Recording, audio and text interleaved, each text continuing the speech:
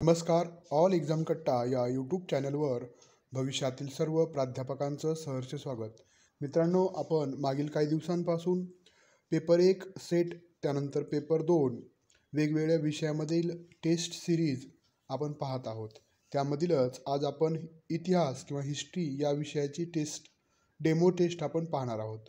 आपण किती अभ्यास केलेला आहे, तो अभ्यास आपल्याला खरंच आठवतो का परीक्षेच्या कालावधीमध्ये?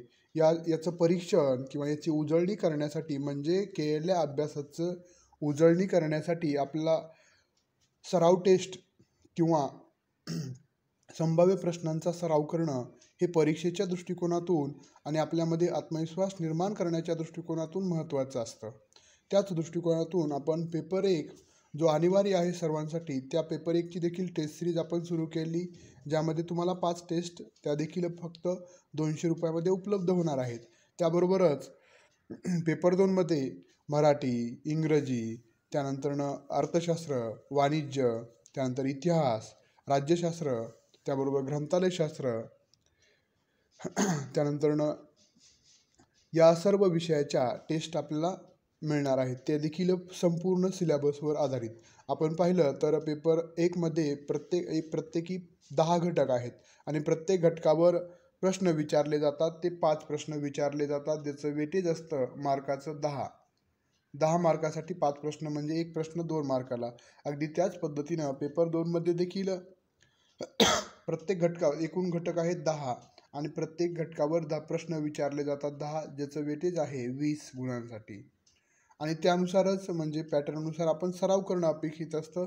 म्हणजे आपल्याला प्रत्येक घटकामध्ये कोणत्या घटकाला आपल्याला कमी मार्क पडतात आणि त्या दृष्टिकोनातून आता शिल्लक असणाऱ्या वेळेमध्ये आपण तोच घटक व्यवस्थित परिपूर्ण करू शकतो. तर आज आपण बघणार आहोत पूर्ण सिलेबसवर आधारित जी आपण टेस्ट सिरीज सुरू केलेली आहे, त्याचा नमुना डेमो टेस्ट आपण इतिहास विषयाची बघणार आहात. तत्पूर्वी आपण जर या चॅनलला नवीन असाल तर निश्चितच लाईक आणि सबस्क्राईब करायला विसरू नका, जेणेकरून आपल्याला सेट नेट परीक्षा असतील, TET परीक्षा असेल, CTET परीक्षा असेल, त्यानंतर टेट परीक्षा असतील, त्याबरोबर MPSC अंतर्गत प्राध्यापक भरती असेल, या सर्व भरती प्रक्रियेसंदर्भात अद्ययावत माहिती आपल्याला या चॅनलमार्फत मिळणार आहे. आणि जर आपल्याला या टेस्ट खरेदी करायचे असतील तुम्हाला ऑल एक्झाम कट्टा या गुगल प्ले स्टोअरवरील ॲप डाउनलोड करून देखील तुम्ही त्या ठिकाणी टेस्ट परचेस करू शकता. त्याबरोबरच वरील जो 968904 हा नंबर आहे, त्या नंबरला देखील कॉन्टॅक्ट करून तुम्ही टेस्ट परचेस करू शकता. चालेल, आपण पाहूयात संभाव्य प्रश्न सराव. पहिला प्रश्न आहे,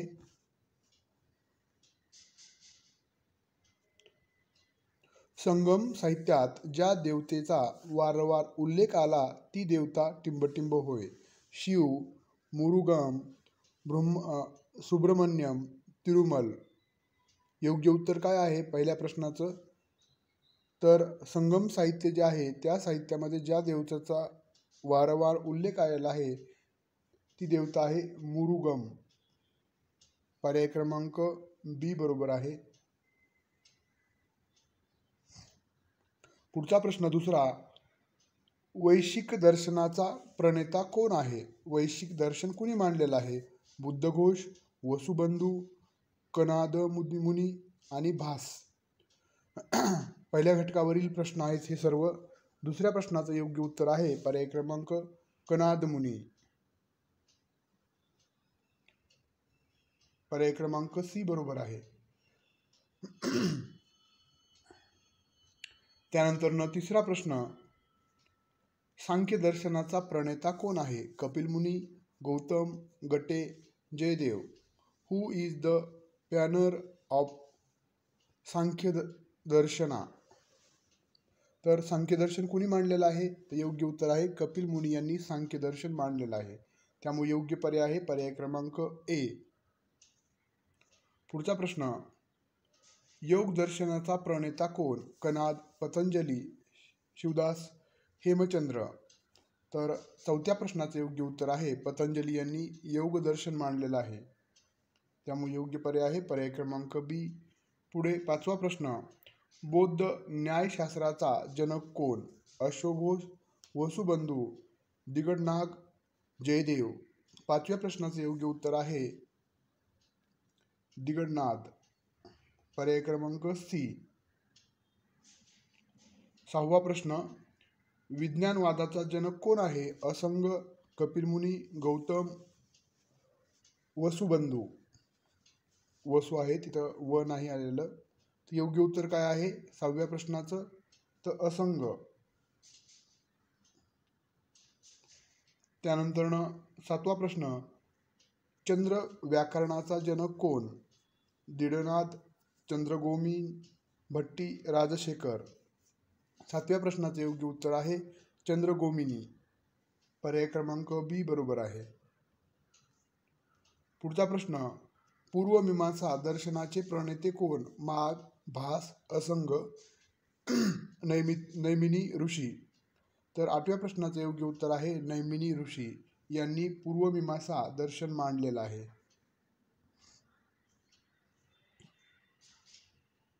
9वा प्रश्न, दशमान पद्धतीचा पुरस्कार प्रथम कोणत्या देशात केला? भारत, अरबस्थान, इंग्लंड, अमेरिका.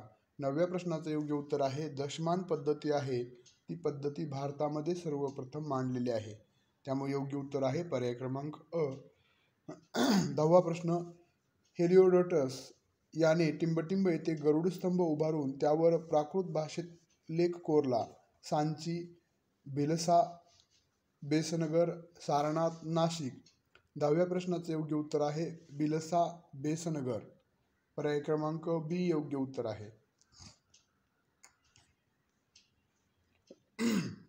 दुसऱ्या घटकावरचे प्रश्न आहेत हे पुढचे 10 प्रश्न. 11वा प्रश्न, भारतहूत येथील स्तंभाचे प्रवेशद्वार कोणत्या काळात बांधले? सातवाहन, चोल, शुंग, कणव. 11व्या प्रश्नाचे योग्य उत्तर पर्याय क्रमांक सी. शुंग यांच्या कालखंडामध्ये भारतहूत येथील स्तंभाचे प्रवेशद्वार बांधण्यात आलेलं आहे. त्यामुळे योग्य उत्तर आहे पर्याय क्रमांक सी.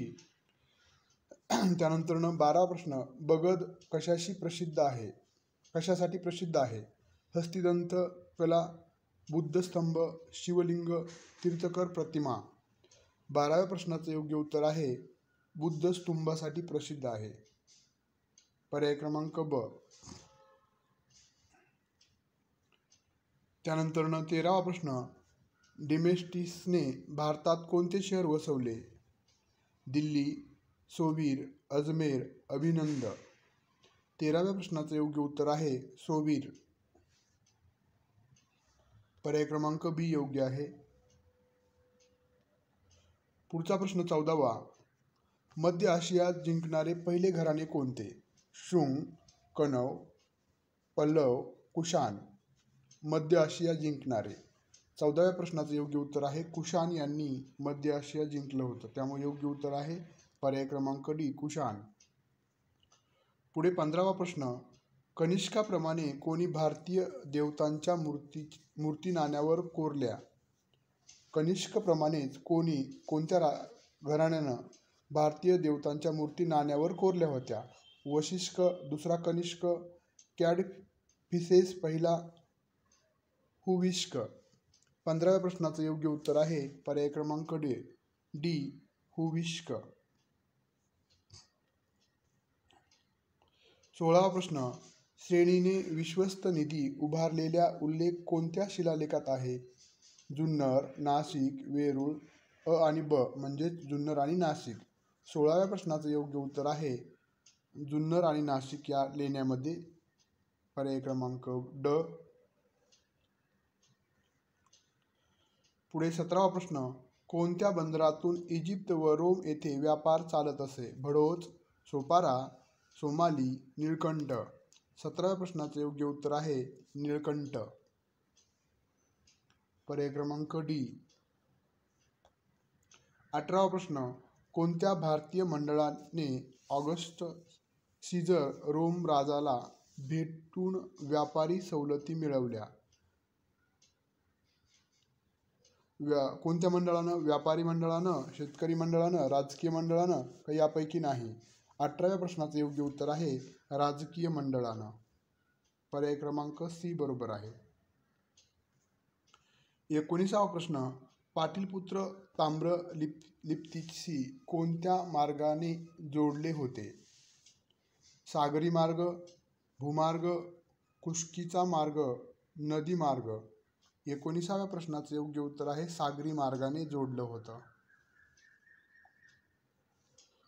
20वा प्रश्न, सुप्रसिद्ध कवी भरवी कोणाच्या दरबारी होता? विनयादित्य, विजयादित्य, विष्णुवर्धन, भीम पहिला. 20व्या प्रश्नाचं योग्य उत्तर आहे विजयादित्य. पर्याय क्रमांक बी योग्य आहे. 21वा प्रश्न, आंध्र प्रदेशात स्वतंत्र राज्य स्थापन करून वेंगी ही राजधानी कोणी बनवली? जयसिंग पहिला, विक्रमादित्य दुसरा, भीम पहिला, विष्णुवर्धन पहिला. 21व्या प्रश्नाचं योग्य उत्तर आहे विक्रमादित्य दुसरा यानं वेंगी ही राजधानी बनवली होती. 22वा प्रश्न, भक्ती संप्रदायातील कोणत्या संताने शूद्रांच्या मंदिर प्रवेशाचा पुरस्कार केला? रामानुज, रामानंद, बसवराज, निंबकाचार्य. 22व्या प्रश्नाचं योग्य उत्तर आहे बसवराज, कर्नाटकमधील जे संत आहेत. त्यानंतर 23वा प्रश्न, तंत्रमार्गाचा सर्वाधिक प्रभाव कोठे होता? काश्मीर, ईशान्य भारत, कर्नाटक, खजुराहो परिसरातील मध्य भारत. 23व्या प्रश्नाचं योग्य उत्तर आहे कर्नाटकमध्ये तंत्रमार्गाचा जास्त प्रभाव होता. त्यामुळे योग्य पर्याय आहे पर्याय क्रमांक सी. मित्रांनो, अशा पद्धतीनं आपल्याला एकंदरीत 100 प्रश्नांच्या म्हणजे पूर्ण सिलेबसवर पूर्ण अभ्यासक्रमावर आधारित आपल्याला 100 प्रश्नांच्या एकूण 5 टेस्ट मिळणार आहेत. पेपर 2 संदर्भात आणि पेपर 1 संदर्भात देखील, ज्या तुम्हाला फक्त 200 रुपयामध्ये उपलब्ध होणार आहेत.